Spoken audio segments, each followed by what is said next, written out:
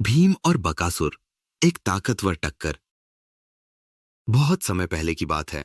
एक शांत गांव था जिसका नाम था एक चक्रा।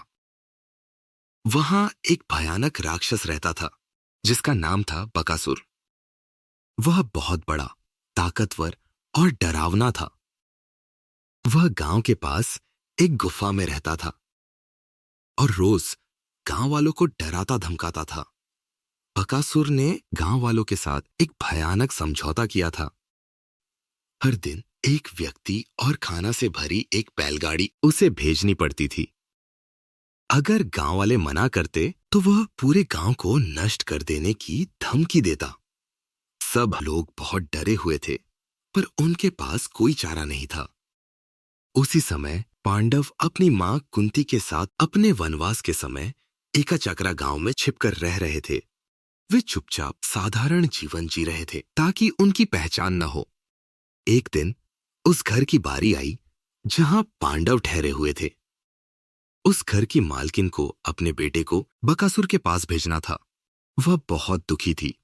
उसकी पीड़ा देखकर कुंती ने कहा कि वह अपने बेटे भीम को भेजेंगी। भीम, जो पांडवों में सबसे बलवान था, खुशी से तैयार हो गया। उसे तो बस किसी राक्षस से लड़ने का मौका चाहिए था। अगले दिन सुबह भीम खाना से भरी बैलगाड़ी लेकर बकासुर की गुफा की ओर चल पड़ा। लेकिन बकासुर के बाहर आने से पहले ही भीम बैठ गया और सारा खाना खुद खाने लगा। बकासुर गुस्से में गुफा से बाहर आया और चिल्लाया, ये खाना मेरा है। भीम मुस्कुराया और बोला, माफ करना, मुझे भूख लगी थी। यह सुनकर बकासुर भड़क गया। उसने पूरी ताकत से भीम पर हमला किया, लेकिन भीम उससे कहीं ज्यादा शक्तिशाली था। दोनों के बीच जबरदस्त लड़ाई हुई और अंत में भीम ने बकासुर को हरा दिया और उसके शव को गांव तक खींच लाया। गांव वाले पहले तो चौंक गए, लेकिन फिर खुशी से झूम उठे।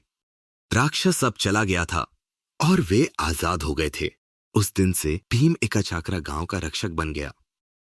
साहस और शक्ति का उपयोग हमेशा निर्दोषों की रक्षा के लिए करना चाहिए।